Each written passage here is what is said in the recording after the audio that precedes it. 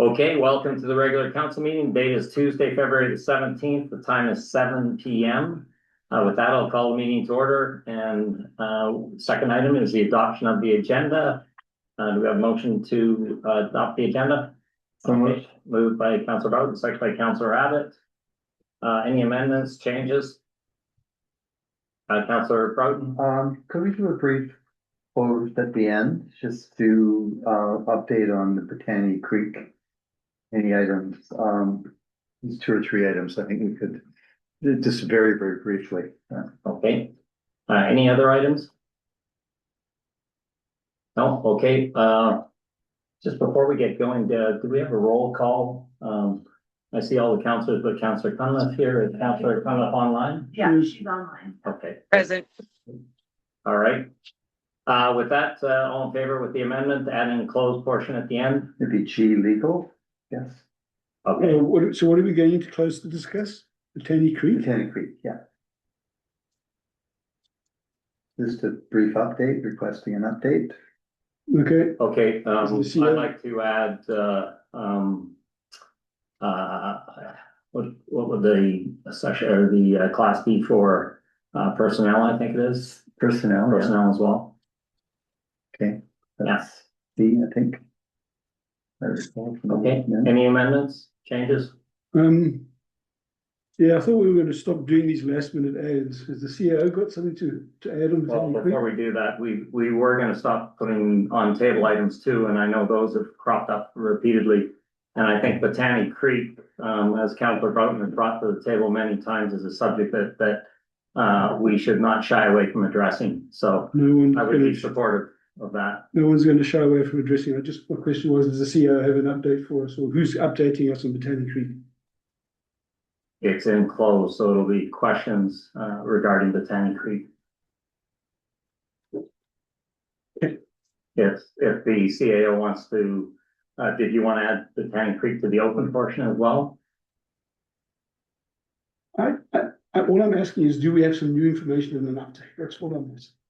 Okay. And it seemed like not. Okay. Okay, all in favor with the amendments? So, yeah, Opposed? Yes. Motion carried. Okay, we'll move to public participation. Anyone in the gallery wish to speak? No, anyone online, Crystal?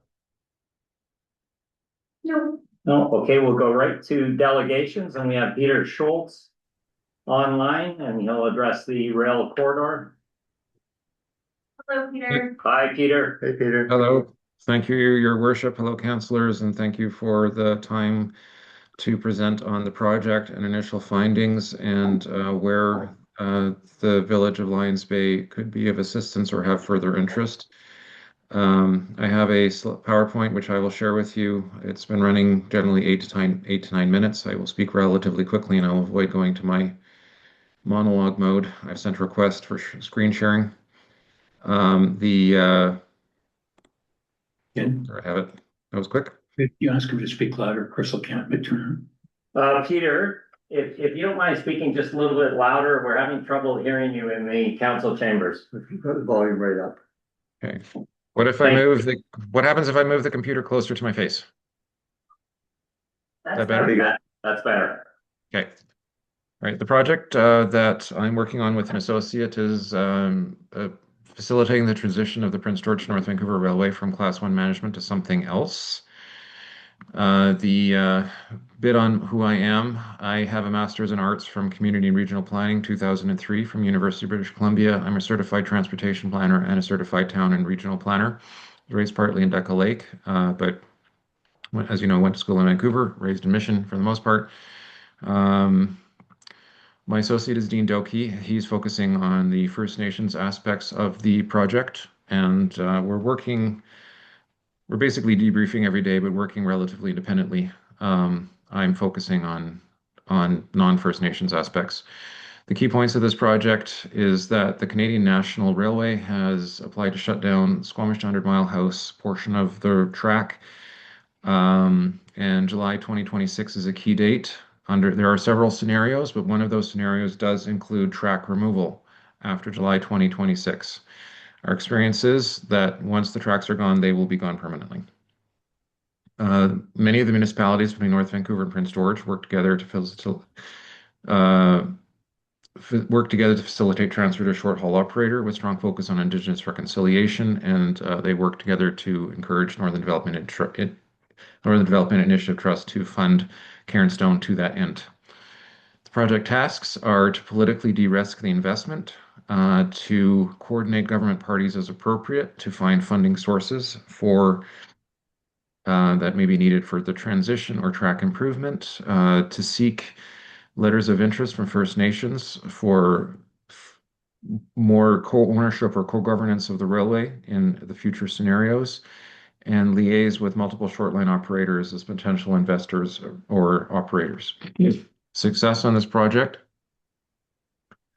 looks like these four bullets. One is finding a credible, meaning a successful short line railway investment partner actively undertaking due diligence and business planning. This has been achieved.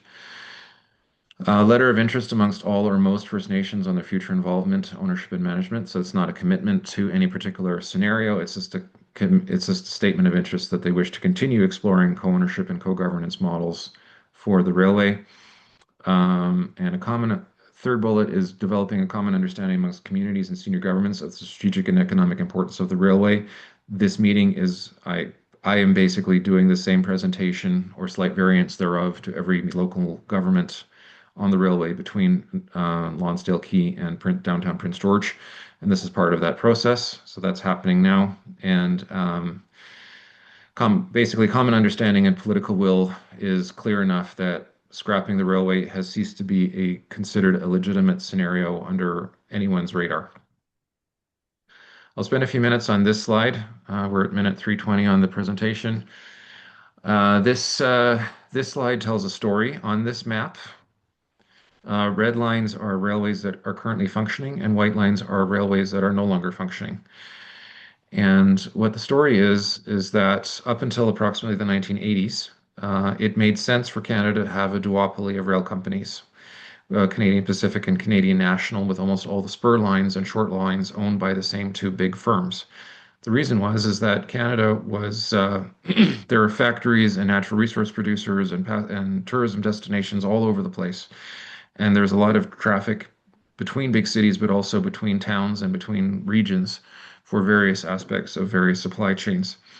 With deindustrialization, which started in the 1990s and ran through the early 2000s, we saw a tremendous shift in rail demand to import-export functions, so focused very much on port facilities and inland distribution centers. So the railways all gradually shifted to a scheduled service of very large train sets moving at speed on a scheduled basis between ports and major inland ports and distribution logistics warehousing centers. And in the process, deindustrialization had caused the small and medium enterprises, generally in smaller communities and rural areas, to decline to some degree, but that was reinforced because the access to rail services decreased faster than the economy did. Because the big railways, the class ones, were focusing on their import-export functions. And this process started mainly in the prairies. And if you look at the map, you'll see there's a lot of red lines in Saskatchewan that stop suddenly at the Alberta border. The reason for that is that in Saskatchewan, generally the province, when they received requests to close the railway, they accede to those requests and then also agree to allow the tracks to be torn out. And Alberta generally did agree for the tracks to be torn out. Saskatchewan usually refused to allow the tracks to be torn out. And what would happen is the tracks would sit vacant for a period of time. But then the users of the rail services, primarily farmers, would be, when you have 1,000 loads of grain and the rail terminal that used to be a mile away is now 50 miles away, that creates a real issue because you have to drive 1,000 loads 50 miles instead of a mile to get to the track. And load up. So what the farmers would do is they get together, they purchase the tracks that have been shut down, and they'd buy an old locomotive at an auction house, and they'd set up their own railway company. And those rail companies, there's about a dozen of them operating in Saskatchewan, and they've been operating just fine for 20 years. And they just serve their purpose. there's a few short haul railways in BC, but not nearly to the same degree. And what's happening here is a symptom of the same factor, where um, the the class ones were focused on getting stuff from the ports of Prince Rupert and the Port of Vancouver to inland ports, Edmonton, Calgary, Winnipeg, Toronto, Montreal by rail as quickly as possible. And lines that were not on those primary east-west corridors tended to get very poor service. And we have indeed heard from many of the communities that they were unable to, that a lot of their small and medium enterprises declined or went out of business because they could not get reliable rail access and trucking was too expensive. So we're trying to fast track that process by finding an established short haul company that has developed a franchise model. Although we have reached out to every short haul line that we could find in Western Canada and northwestern United States that would be interested in taking on that, and we have indeed found one that we have found one that is completing their due diligence process and are confident that they could achieve operational feasibility or offer operational profitability, and others that are sort of not as advanced in their procedure. So that's what we're trying to avoid the period of the tracks that's sitting vacant and just switch to short haul operators, which would serve small and medium enterprises primarily in central British Columbia. What people need to be aware of the strategic vulnerability of the Fraser Canyon. You're looking at a satellite image taken of the Fraser Canyon, approximately 20 kilometers south of Lytton. One of these rail lines is the main line of the Canadian Pacific. The other is the main line of the Canadian National. At this particular location, the two railways cross either side of the river. So one goes from the west to east, the other goes from the east to the west. There's two bridges, and the two tracks cross at a certain point. Fraser Canyon was shut down 5 years ago for a couple of weeks due to flooding. It is very vulnerable to landslides, earthquakes, and sabotage. If the location where the two tracks crossed had a landslide or an event that disrupted traffic, basically you're shutting down the Port of Vancouver for a week. If the one or both of the bridges was damaged or destroyed through an event, you're basically shutting down the Port of Vancouver for a year. The route that goes through Lions Bay is the only other Canadian route into Metro Vancouver, Port of Vancouver, on Canadian soil. Should a major event occur in Fraser Canyon, it needs to be kept in mind that there is only one strategic redundancy available, and that is the one going through Lions Bay, unless you're willing to go through Washington State. Next steps on this project. I'm at minute 9, so I'm behind schedule. All parties are being asked for insights and priorities and potential existing railway clients in their community. I will be making a visit to the area probably in March. And I'm continuing my outreach through this process. I'm not going to go into that slide, but I'm going to steal another 60 seconds and I'm going to go to this slide. I've been in communication with Mountain Valley Institute, which is interested in setting up a passenger rail service or facilitating a passenger rail service between the North Shore and either Squamish or Pemberton. And they want to do a passenger, a likelihood of passenger usage study. But one interesting factor that tied in is that I had been contracted to do a proof of concept for a bikeway. And indications are that if there was a bikeway running from West Vancouver northward to Squamish, Whistler, or Pemberton, that would actually probably be heavily used, and that would increase ridership on any passenger rail service considerably because people would only bike one way.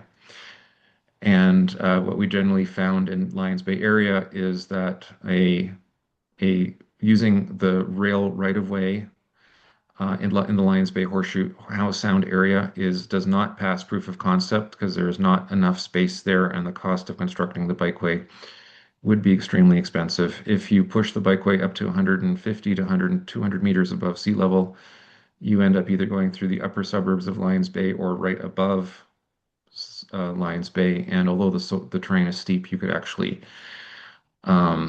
it's actually much more technically feasible, it seems to be, than down by the track. And that's the sort of route we'd be looking at.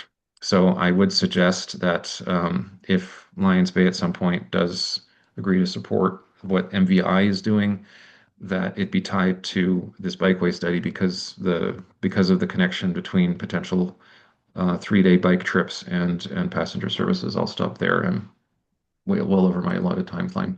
Thank you. All right, thank you very much for that, Peter. Very informative. Any questions by councilors? I have lots. I don't know where to start. How much time are we going to take to discuss this Well, tonight? why don't Or we- is it a follow-up? What do we do?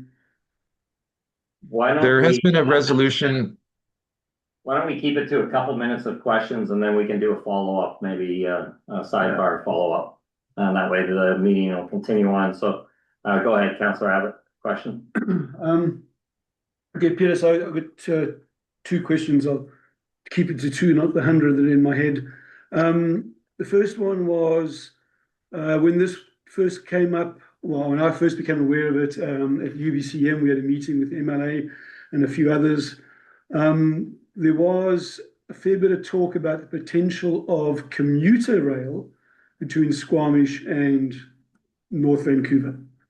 So my first question is that still on the radar? Is that sort of multi-user or multimedia, that's the wrong term, multimodal, I guess, rail being considered by this potential investor you have? Or is it just Uh, fake? I am not considering it directly. I am coordinating with MVI, Mountain Valley Institute, and I do support them achieving the financial target they've listed, which I think it was 70 or 80 or something $1,000, but um, to do a passenger forecast study, like an actual quantitative passenger forecast study. The bikeway would factor into that because you don't just take advantage of traffic now. With railways, with passenger services, you create your own traffic.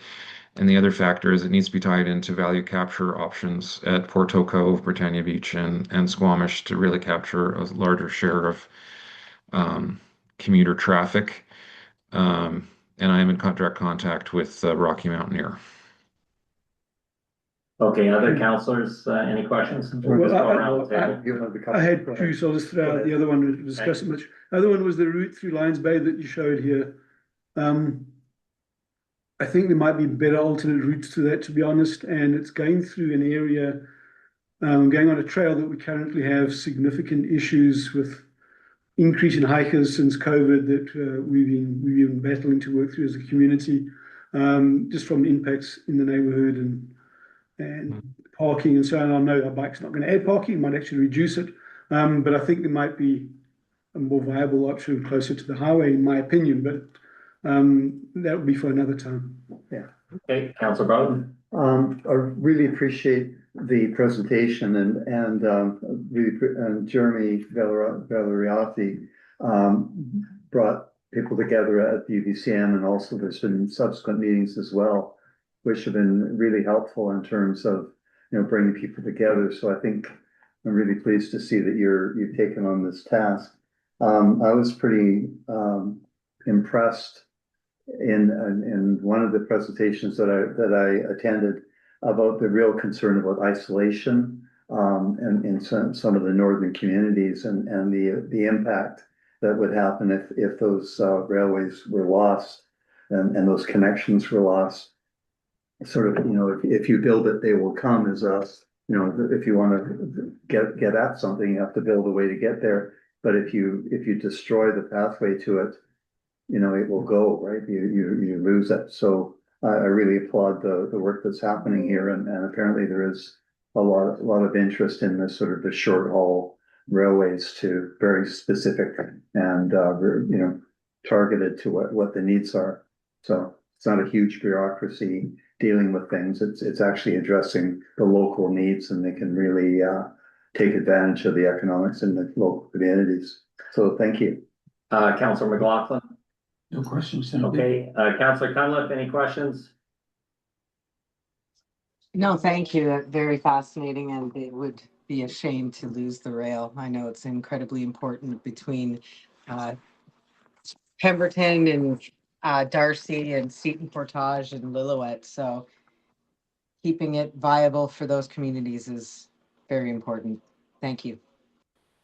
Peter, just one question. Have you had much discussion with Mark Sager and Wes Van? I know they had some plans about biking and various routes and such. Um, just wondering whether you had. Yes, I did have a discussion with him about 4 to 6 weeks ago. I believe I've collected enough information now that I do have a delegation with West Vancouver, but I think they booked me, I think in May or something. So I might ask to meet the mayor because apparently there's some potential private interests that might be willing to get involved in this process as well, which would I've collected enough information now that I could provide any major private sector investors with um, enough data to provide useful investment making decision kind of in, it's been very hard to get a hold of some of the information that I haven't presented all my information because I only had 10 minutes, but it's been very, very hard to get a hold of some information that was very important to how the project would proceed. I did want to ask council to consider supporting the resolution which was proposed by the District of Squamish regarding the railway, and I believe that Councillor Eric Anderson would have been in touch with the village on that. Okay. Thank you very much for your presentation, and I think definitely there's going to be more discussion had, and it's an exciting project, and I think the commuter component also would be something that would definitely Lions Bay would benefit from with potentially reduced traffic if that's possible. But yeah, okay. Council, anything else? So when you said that, one other thing came to mind. Peter, is the plan to bring the freight all the way to North Vancouver? And the reason I ask was, at one point we heard someone say, the plan would you take it to Squamish and that's the port, which of course would be very problematic for those of us in the southern part of the corridor if it would then add additional road freight through places like Lions Bay. That would be something people would be rather concerned about. I don't know if you have a 2-minute answer on that or if it's still something being discussed. I do have a 2-minute answer on that. The District of Squamish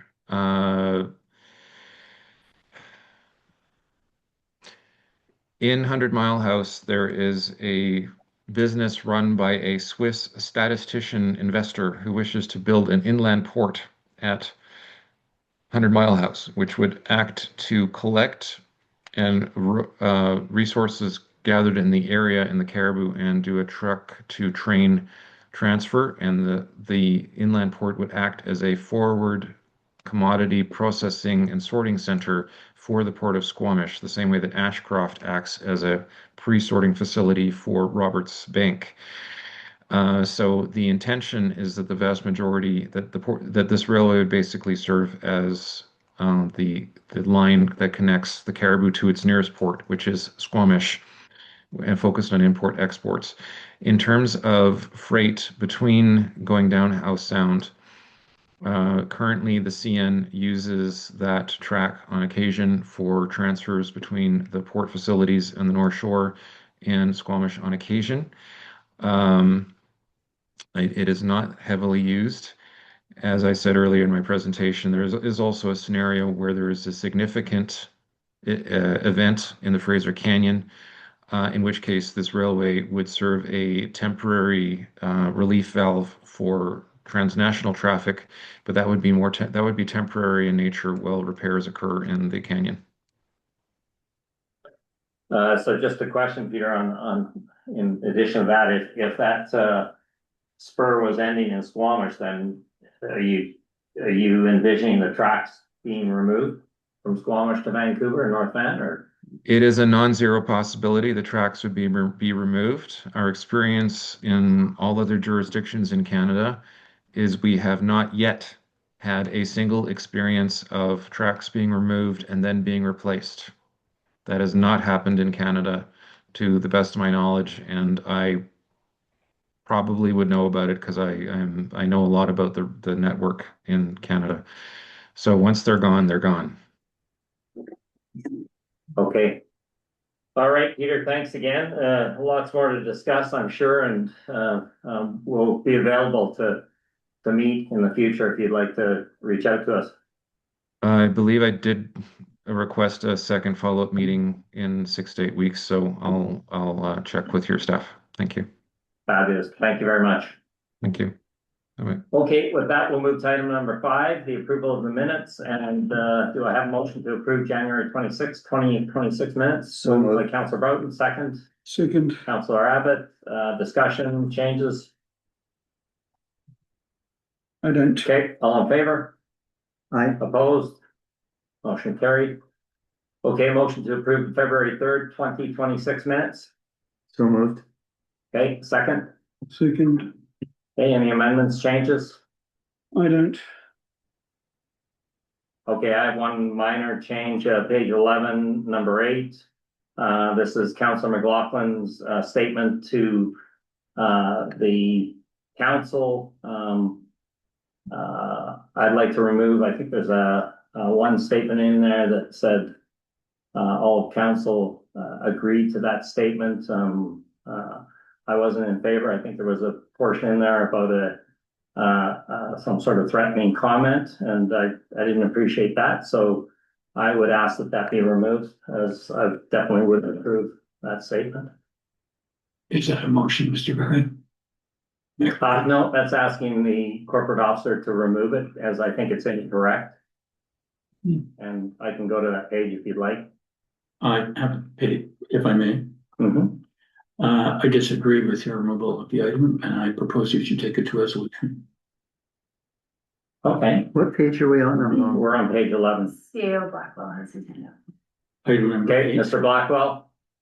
Thank you. If I could suggest that staff will take a look at those minutes and verify the accuracy of the information, and then we'll bring those back. Okay, the statement was council expressed appreciation for the addressing matter and agreed that the statement, agreed with the statement sentiment. I definitely didn't agree with that, so I can't support that remaining in the minutes. So, I believe, if I may, not to get and I it. don't think that that would be a motion. I mean, it could be a motion that how many councillors agreed with it? Two things, not to go back and forth on this. When you said you disagree, I struck that part. You may recall, I know that's on the tape. So I would go with Mr. Blackwell's suggestion that this goes back to staff, this paragraph. Okay, so you're agreeing that it should be removed. No, I'm agreeing that what Mr. Blackwell said is that staff want to take it back and review it. Okay, I'm fine with that. Okay, any other amendments, changes? No, all in favor?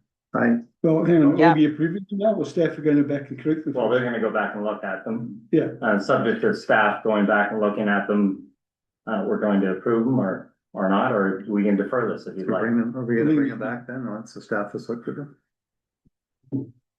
If I could, Yeah, Mr. Blackwell?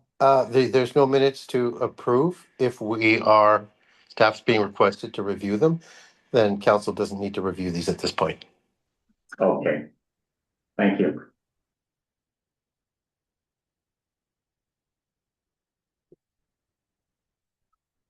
Okay, any business arising from the minutes? Yeah, I have a few things, basically just to be added to the unfinished business log. Item 10.2.1.1. That one on the log.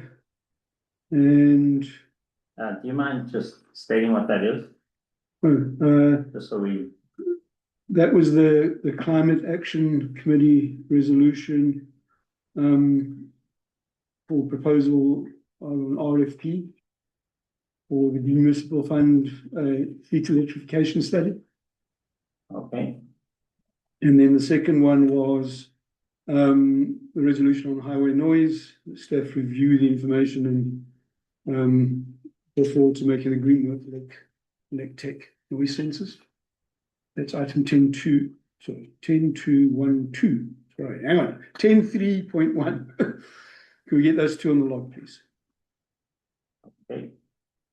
Any other items? And I have one more. No, sorry, the rest of my stuff's in the bulk. Okay. Okay, great. We'll move to, reports. And actually, was there any other items on the action log? I skipped over that. So any items? Not for me.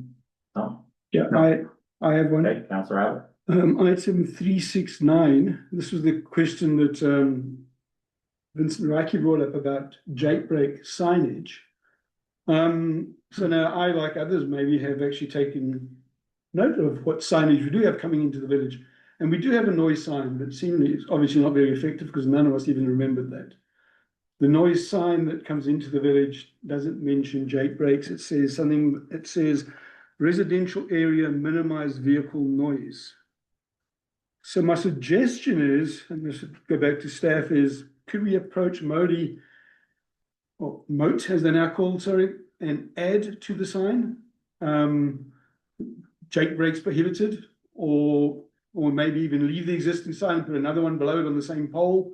So there is a sign there, which I think makes it easier. So we just revise the staff ask. If I may, I'm Mayor, fine with that. Yeah, Councillor McLaughlin. couldn't get my phone out fast enough on my coming into the village. In fact, there are two areas of signage. The farthest one away from the village is a small black and white sign that's asked with a picture of a truck on it, do not use air brakes. Oh, So to compound your request from staff, on the entrance to the village, there are two sets, the farther away ones, which specifically mentions air brakes, and then the one you talked about. And I apologize, but driving and singing just didn't work with the phone. well, then it's really ineffective because I didn't even see Yeah, that. I've only seen one myself and that was a All right. quiet sign. Yeah. So let's see what we can do. Obviously, the signage, Really as they are, not really working. effective. They're not effective, yeah. All right, maybe, staff can look into that, maybe Okay. something larger.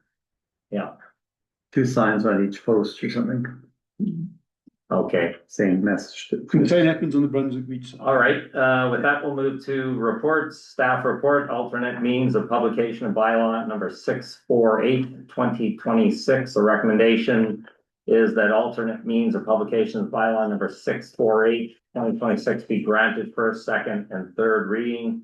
Mr. Blackwell or Crystal, would you like to address that? Sure. Hopefully you've had a chance to look through the bylaws. Should be pretty straightforward. We don't currently have an existing alternative means of publication bylaw. That is for certain notices that at this point, without this bylaw, we have to publicize in a newspaper, and not having a local newspaper, that means the North Shore News. So along with it being, somewhat cumbersome, having to contact them, abide by publishing deadlines, it's also costly. So if we can adopt an alternative means of publication bylaw, that means those notices that are required to be published in a newspaper, we can publish ourselves. And the proposed location would be the village update and an A-frame out front of the village office. So the reason that we can't use the website or the current notice boards is because those are already allocated as our public posting places, and the two cannot be the same. Okay, I'll ask for a mover and a seconder on this, and then we can speak to it. Moved by Councillor McLaughlin, second by Councillor Abbott. Discussion, Councillor McLaughlin. There you go. For the deputy corporate officer, I see where you're going and why.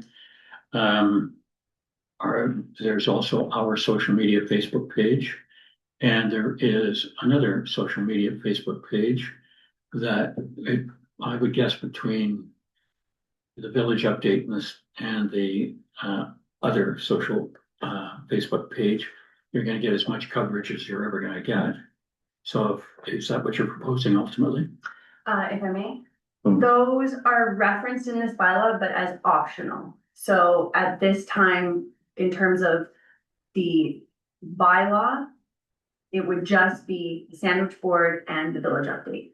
Those methods are all listed as optional, so they can be in addition to, but we wouldn't have to publish in those, but we could if we wanted to.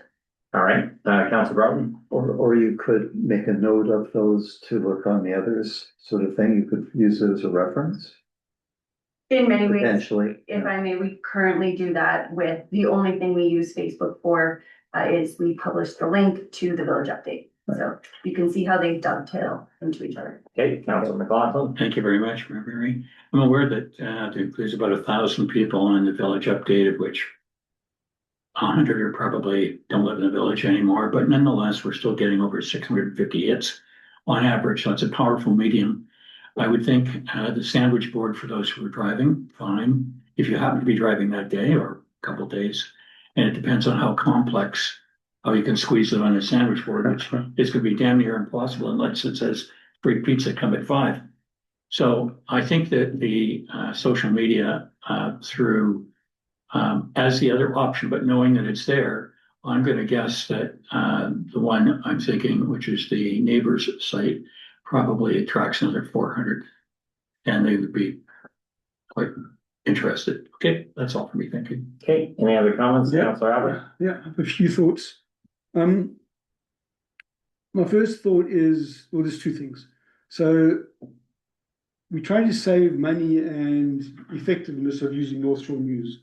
And I believe it could be hundreds of dollars for the small ad in North Shore News, 600 or something. It's significant. Significant. Yeah. Okay, the most effective way of reaching all our residents, bar none, and we've proven this over time, is a mailbox insert. We've done this in the years past on urban containment, have your say, wood burning, all of these, 500 people respond. So it's, but if we are trying to achieve more public awareness, there's no doubt that is the best way to do it. And in case you don't know the rules, because it's an official municipal publication, it can go directly into all mailboxes, including those that they want no junk mail. And we've done in the past by just a simple printout, fold it and stick it in there. And if I remember the last time we did it, all in, it cost us about $100. Now, it does involve a bit of staff time, but it is by far the most effective. And then you can put a QR code on that. If people want to respond, they can still do so electronically and so on. It's also the most defensible. And it's, yes, and you've gone to everyone. The other problem with the sandwich board is only about a third of the village drive past the village office, or actually maybe less. The rest of them don't actually come past the village office. So only those that live up the side of the village where I live are actually going to drive by that. Yeah. And this is what we wanted the feedback on. The challenge was because our current public posting places in the procedures bylaw are the notice boards and the website. We really sort of had to dig deep in terms of finding, okay, what are our alternates? The village update was an easy one. And then finding, a second one was a little bit more challenging, so. Mailbox inserts your answer. I would propose we do a first reading and you go investigate if that's doable and possible. And then come back and we'll do a second reading. Councilor McLaughlin? See how Blackwell's online, Mayor? See how His Blackwell's. hand up. Mr. Blackwell? Yeah, thank you. This is primarily to do with where this presented the biggest issues was around the by-election. And it became quite clear that we are quite constrained.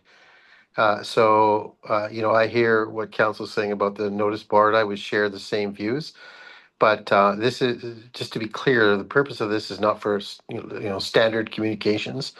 This is for those communications that have statutory obligations only. Okay.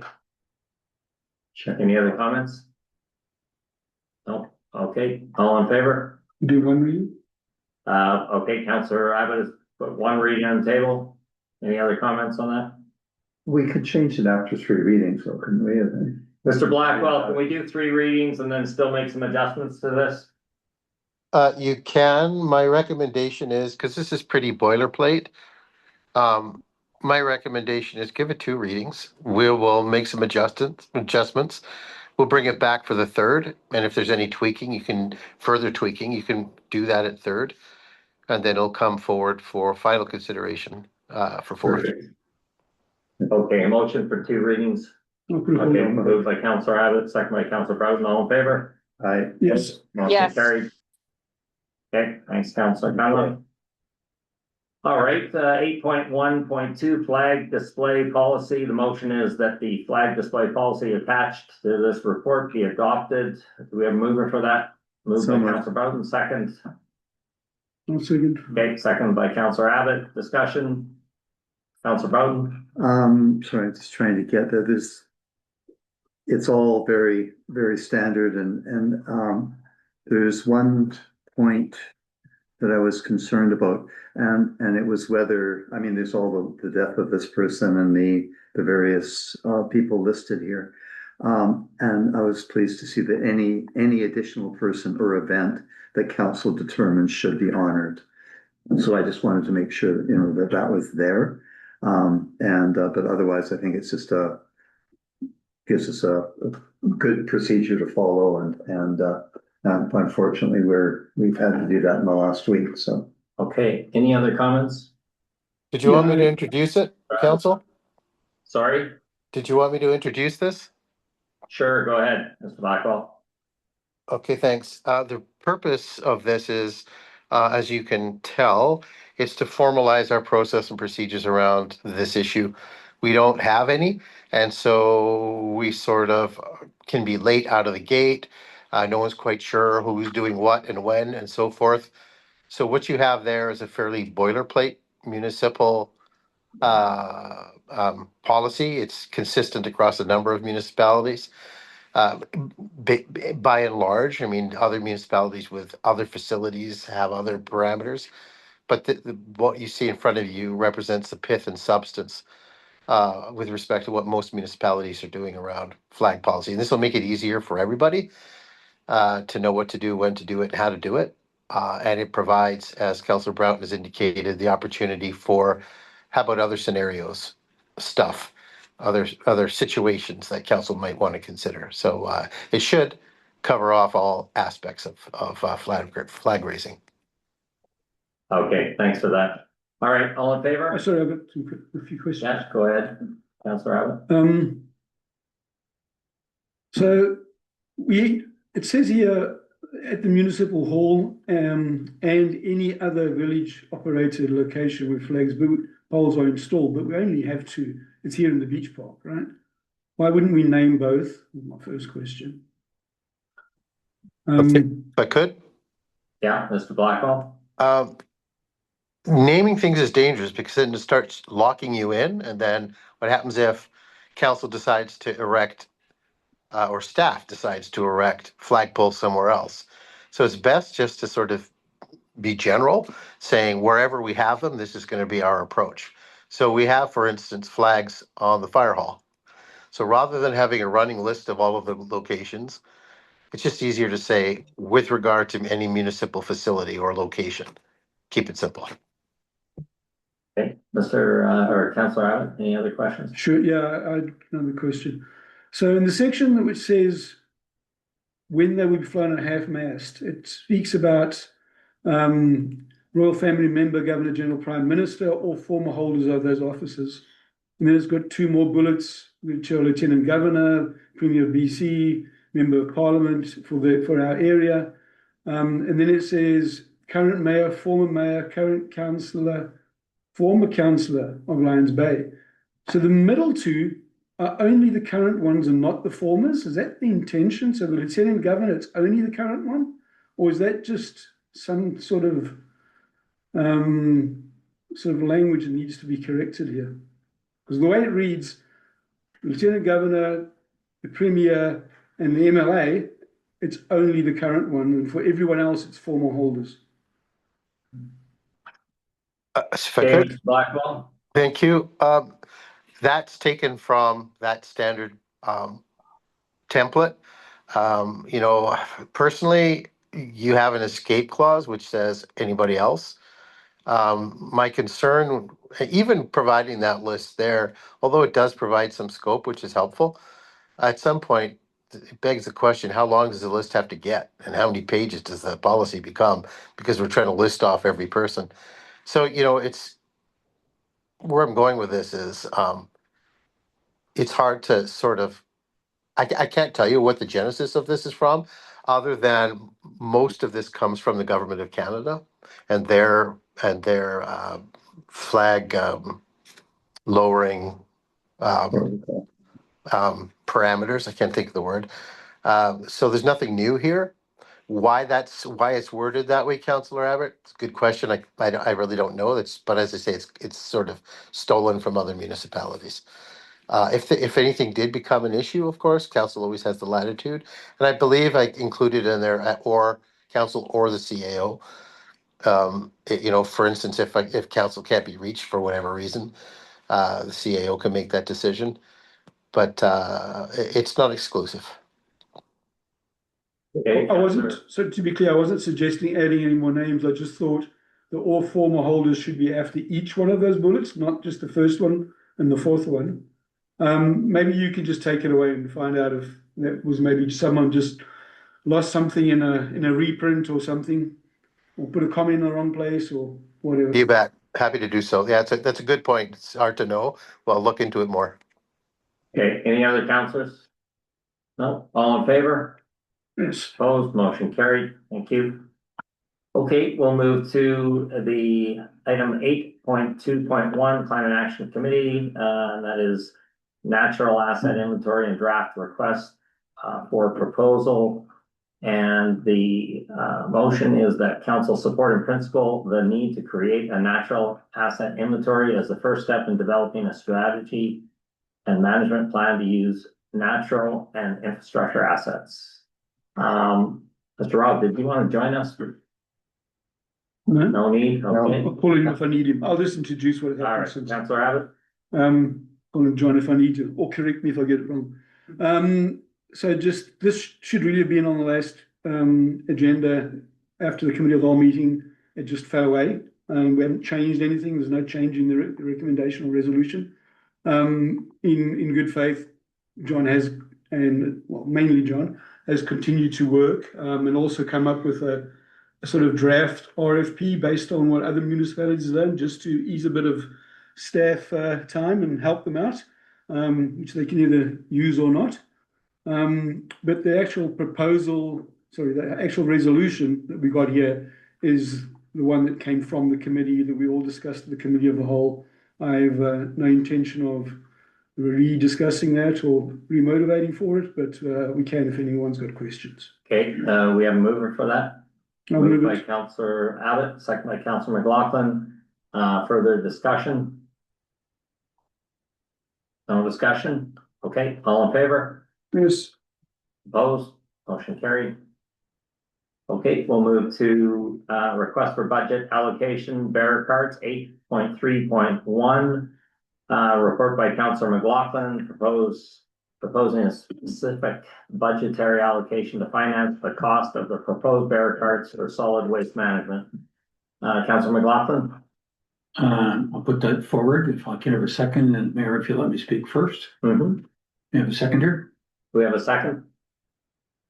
Okay, we have Sure. Councillor McLaughlin moved it, Councillor Abbott second. Thank you very much. Councillor McLaughlin? I'll only speak one time, Mayor Barry. On February 3rd, fourth reading passed, putting solid waste and recycling collection bylaw number 455, 2013, amendment bylaw number 652, 2026 into effect.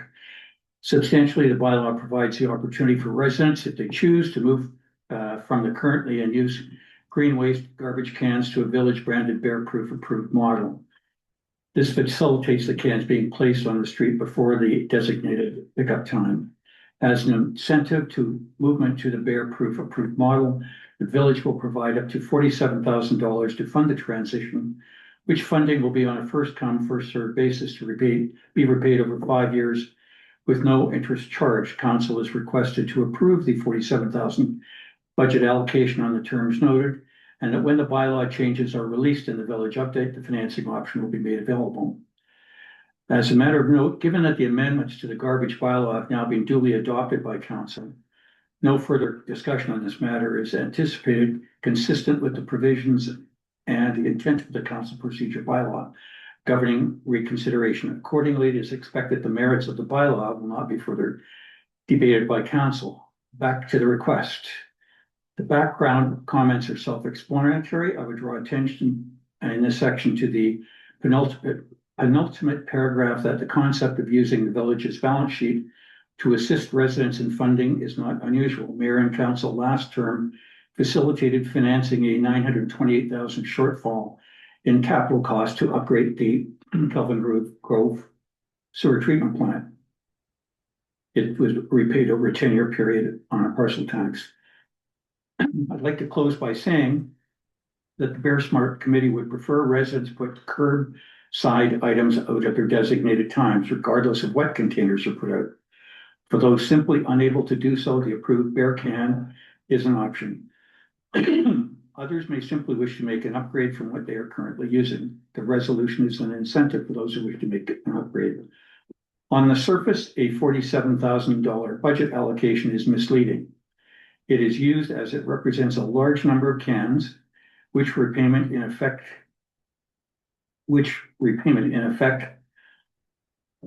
represent a far outside cost of the program, which is using the 47,000 is a little less than $3,000.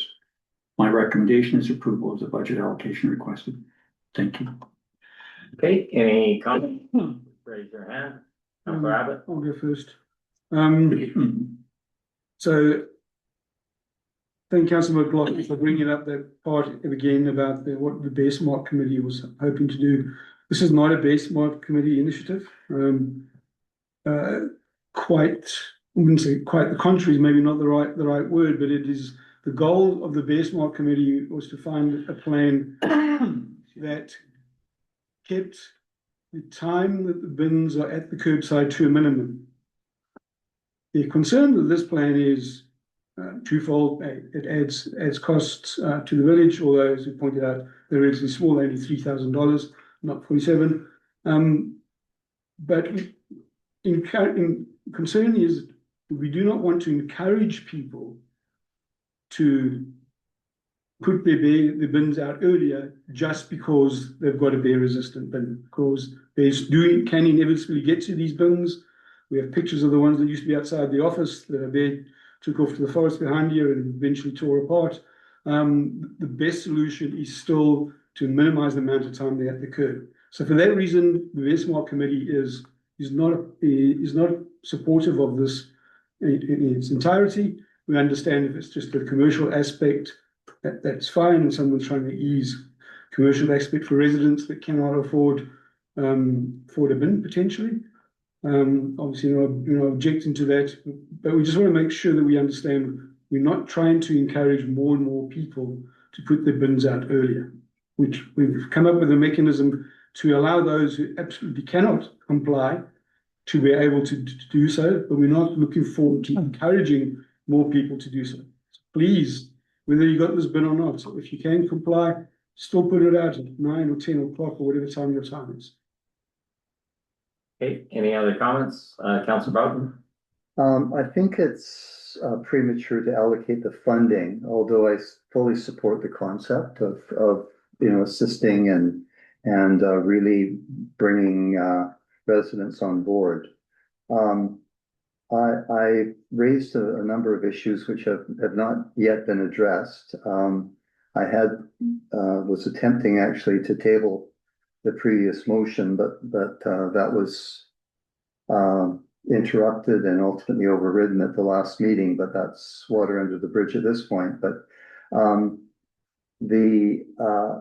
concerned I spoke, I think at one of the previous meetings about having different, that this council must look at the overall impact of that which we do.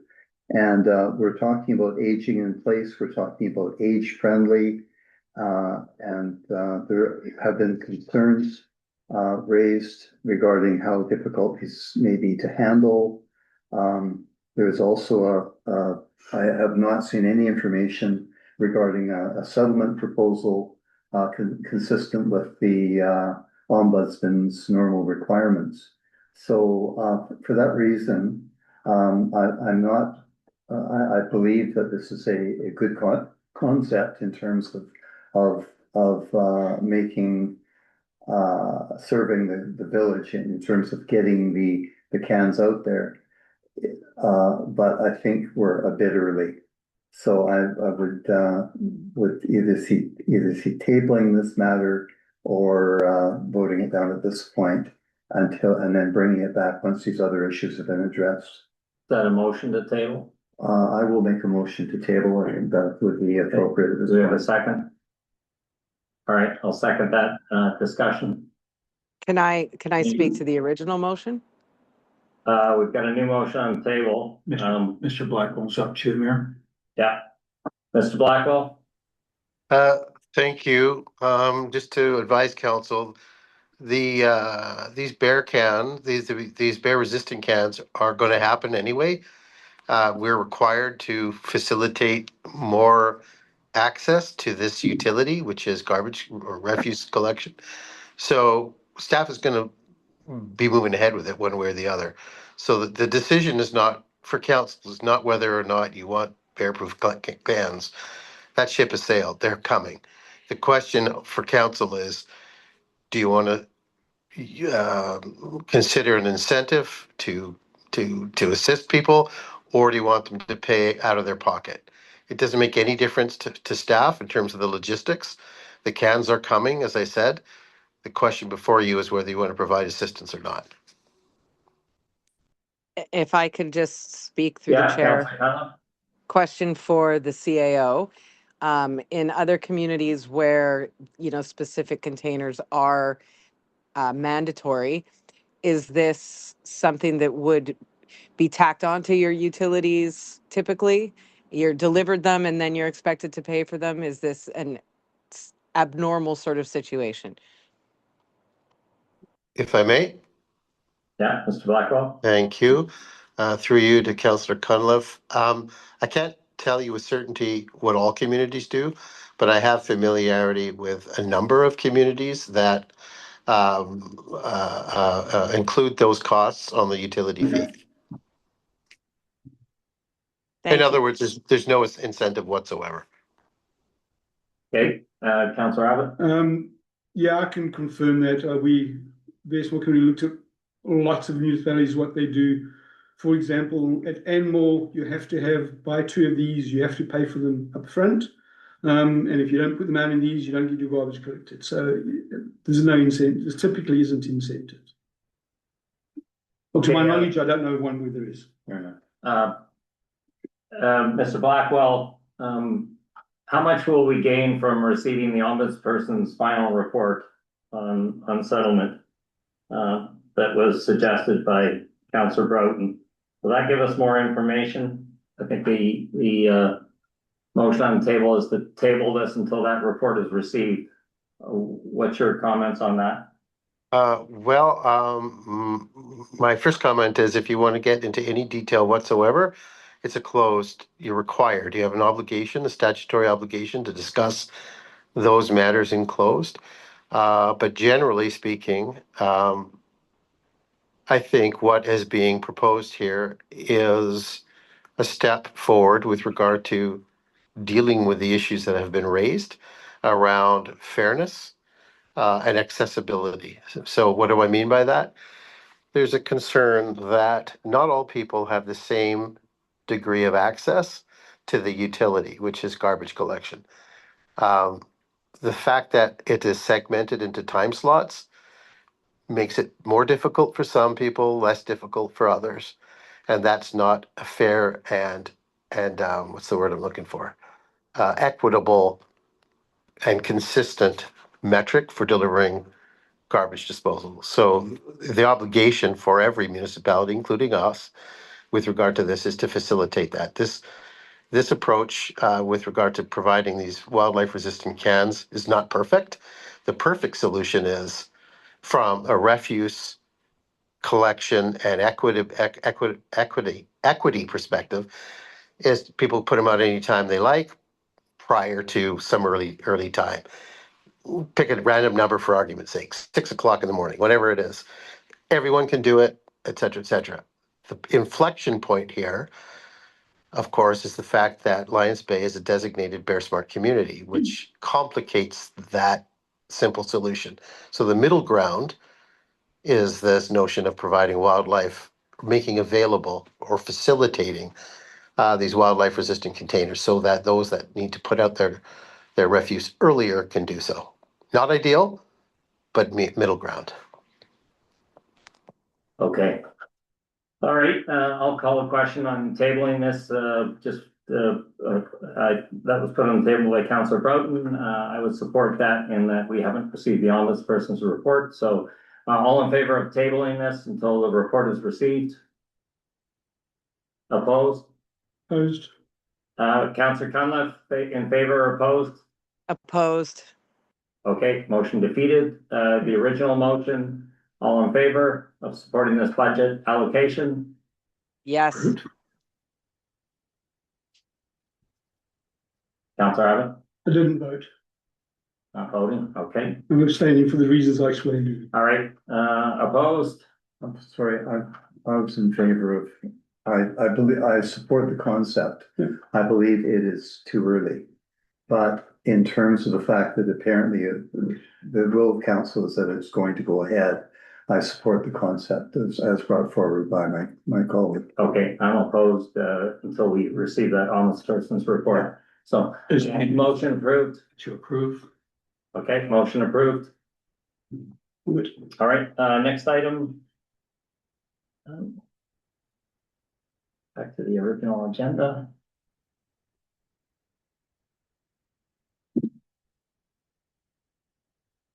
Okay, item 8.3.2, playground naming, and Councillor Broughton, I'll let you introduce that.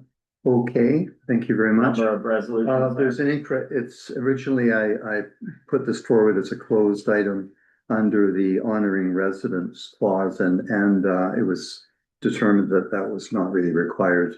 So it's come to the open meeting, which is perfectly appropriate, actually. So the Sorry, if I information- may, Yes. Yeah, Mr. Blackwell.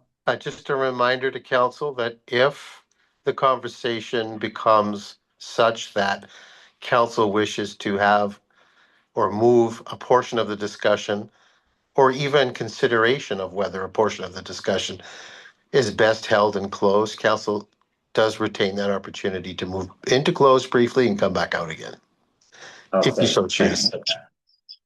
Thanks for that. Councillor Broughton, back to you, and then. Perfect, okay.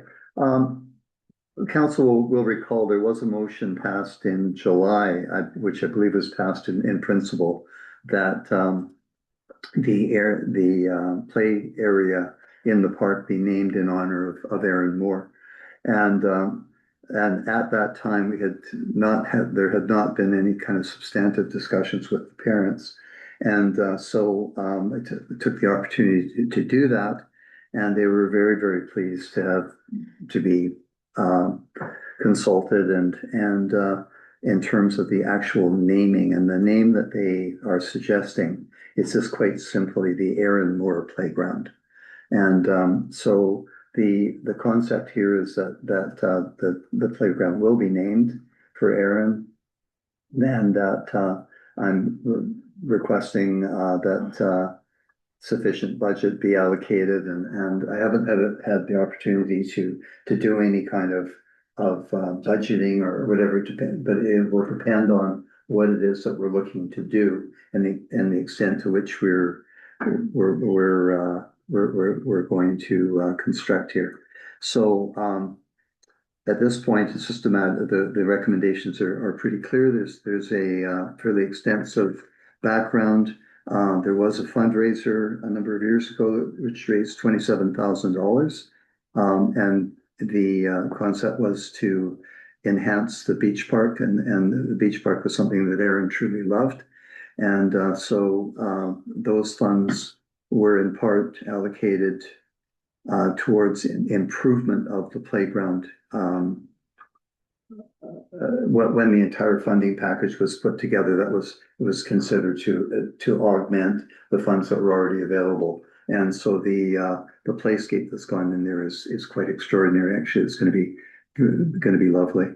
So, but the understanding is that the playground would be named in Aaron's name, and so the background information is all in the agenda.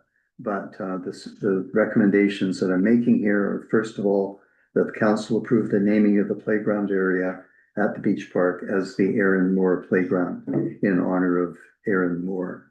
So, what I'd be looking for, I'd like to move that move ahead. Okay, before we ask for a seconder, is council comfortable, in open here? Anyone wish to move into closed? Thank you, Mayor Barry. I think we should do this in open. I think we can all be delicate in our conversation. Okay, And I would ask that relative to Mr. Broughton, I'd be happy to second, but these motions come one by one. okay, we have a mover and a seconder, all in favor? Yes. Opposed, motion carried. Okay. Okay, number two, the council allocate budget for the creation of signage and if appropriate, an entrance arch to reflect the wishes of the Moore family. The issue there is the lower portion of the playground is constructed, the upper portion is not yet in place. And we need to talk to the landscape people and the architect to determine whether there's a kind of a logical entrance point where that would be, that could be highlighted as the entranceway and an archway, that type of thing, or whether there's simply a sign on the playground. But so that's why that's unclear. Okay, is that a motion? So that's a motion, the second. council allocate budget. There is currently some budget, my understanding is there is some budget available, and the CEO has his hand up. Okay, To within the playground or the Mr. Blackwell, we'll go to you before we ask for a second. Thank you. My recommendation is, notwithstanding the motions that are going to be considered by council, is not predetermine what and how and where and why and so forth. Wait till the playground is completed and then stand back and have a look and make decisions on the ground as it exists. Yeah. And then all staff will need is sort of a design concept or whatever it is. I would just sort of say, I would discourage further contact with the architect at this point because it costs money. And so I can't imagine why, the combination of myself as an urban designer, public works and whatever other entities can't work together to come up with a solution and install that in a way that works for everybody. Councilor McLaughlin, you had your hand up? Two things, Mayor Barry, and for the first one, for the deputy corporate officer, I don't think we passed the first motion. We did, yeah. Thank you very much. On this one, I'd be happy to second to continue the discussion, but given what Mr. Blackwell has said, and my viewpoint on just what all of the other points is that we're lacking budget, we're lacking details beyond generic, which all seem good, and I believe we all want to do well for the Moore family. So my actual ask here would be that, and I think Mr. Broughton can assist, Councilor Broughton can assist in coordination of these things. Given staff's time, I don't think they're going to be phoning the Arts Council or this, but I think a better developed plan that's more concrete so that we see what the numbers are, that what the Moores, I don't know if they want to arch or that kind of comes out of nowhere. It is. But be that as it may, I think we want the nicest thing there, whether the budget comes from the money that was set aside for the Seaside Soiree and, we're doing, or it's a different budget allocation, just as I just did. So I think that my preference would be that I'm in spirit on side here. I think Councilor Broughton needs to go back, and perhaps this is something that, although we have lots to celebrate on July the 1st, maybe this is also the unveiling day too. Okay, Councilor Broughton, your motion was seconded. Any further amendments or adjustments you'd like to make based on the comments? The motion here was the motions were drafted in consultation with the CAO. They're not concrete. They're to facilitate moving forward and getting ideas together, bringing them back. Okay, Councilor, you had your hand up? Oh, sorry, Councillor Cunliffe, we'll go to you right after Councillor Abbott. Thank I you. was going somewhat differently with this. We've discussed this several times, or many times, but actually probably many times over the last few years. It's always been part of the plan. I don't believe this needs to come back to council. If the I was going to say the arts committee, if the Lions Bay Arts want to get involved and help with the design, work with the family, that's great. The budget's been approved. I personally think we can just call this done now and say we're all behind it and let it go happen. I don't believe it needs to come back to us again. Okay, Councillor Cunliffe? All I could say is I would happily volunteer some of my working knowledge with bronze memorials and stone memorials in my day job. So if Councillor Broughton would like to ask me any questions, I can get some pricing and perhaps even some preferred pricing. Excellent, okay. Okay, all in favor of the second motion? Yes. Opposed? Motion carried. Okay, Councillor Broughton, there's two more motions there. Again, it's whether or not the Lions Bay Arts Council might be approached or not. It's a possibility. So, Sir Mayor Barry, I think you've got your marching orders. Yeah, so Broughton, you can. Councillor Broughton, you comfortable with the two motions on the table? I am. Okay. All right, so we'll move to the next item, and that's correspondence. And Councillor Broughton, I believe you're up. Okay, thank you very much, and thank you for the support of the last motions. Yeah, definitely the Moore family were very keen on rainbows and butterflies, so I think you'll see that represented. Okay, just looking at the correspondence very quickly. The request from Heritage BC to declare a Heritage Week. Unfortunately, that was, I think we're a bit late on that. Yeah. So I would not suggest that declaration at this point. We're in it. But I certainly appreciate the concept. Second item is just reporting on the fire calls, etc. City of Kamloops. Third item, the Heritage Conservation Act. My understanding is that's for information. The third letter, and which would lead us to the fourth letter is a letter that council is proposing to send to Tumbler Ridge. It was included in the agenda. So sorry. I haven't got it. Okay. Okay, Mr. Blackwell, you have your hand up. Yeah, it's only minor. Just a reminder that for reasons of efficiency, council may wish just to pull those items of correspondence out from the list that it wishes to discuss. Because the reason I say that is because it's already there on the agenda. Council should have already read it. So rehashing what council's already read sort of just consumes time for council versus pulling out a piece of correspondence that council may wish to discuss as a council, the whole of council. Just for your thoughts. Okay, thank you. All right, item number 12, new business. Sorry, We have a. just for clarity, this letter has been sent already to Tumbler Ridge. It has been sent. Yeah, that's not what Councillor Broughton said. It's already been sent. No, It's on our village that's website. not my understanding. No.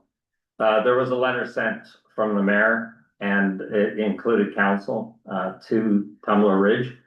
This is a second letter, so if council wishes to send a second letter, that's up for discussion. If council is satisfied with the initial letter, I'd be satisfied with the initial letter. It's gone. Look funny going twice. okay. Any other comments? If I would could, like to ask you 2 months, if we are submitting another letter, I would like to have had some time to look at it. I didn't realize that. I lived in Tumbler Ridge for a year in 2010, 2011. I didn't realize we were sending another letter, but if we're not, that's fine. If we are, yeah, I wouldn't mind reading this and see if there's any words that I think might you know, given my time there, might resonate more. If I could, Yeah, Mr. Blackwell? thank you. Yeah, the second letter, so the first letter was an email that was sent to mayor and council. The second letter would be a formal letter on Lions Bay letterhead. Something not so casual as an email. So the email was sent I would suggest, the email was sent as a timely response. The letter is a more fully developed, more comprehensive sort of narrative to the community, more formal, more official narrative to the community of Tumbler Ridge. Okay, Council Broughton? Yeah, I would support the letter being sent and just that formality and becoming sort of part of the record and I think it was very important that there be the initial email sent. It was very current, very important of support. This is continuing, that they're in it for the long haul up there, so I think this is very appropriate to send. And if Councillor Abbott with his having that there, if you felt that there's something. Yeah, I'd appreciate that, yeah. I mean, Yeah. I won't be making any major changes, but Yeah, I do. Okay, why don't councilors weigh in on this, online and formulate the letter and we'll send it off. yeah, okay, thank you. Okay, Okay, any new business? so do we need a motion to send that letter or is that? Ross, do we need a consensus? motion? We can Yeah, put that letter together. Yes, Okay, if you could get a motion, the details of the letter are Okay. not so important, but having a motion to send a letter is. yeah, Okay, moved by Council Broughton, second by Councilor McLaughlin, all in favor? I. Yes. Opposed, and carried. Okay, any public comments in the gallery? No, Crystal online? Nope. No, okay, motion to move into closed. Okay, moved by Councilor McLaughlin, seconder to move into closed. For Abbott, all in favor?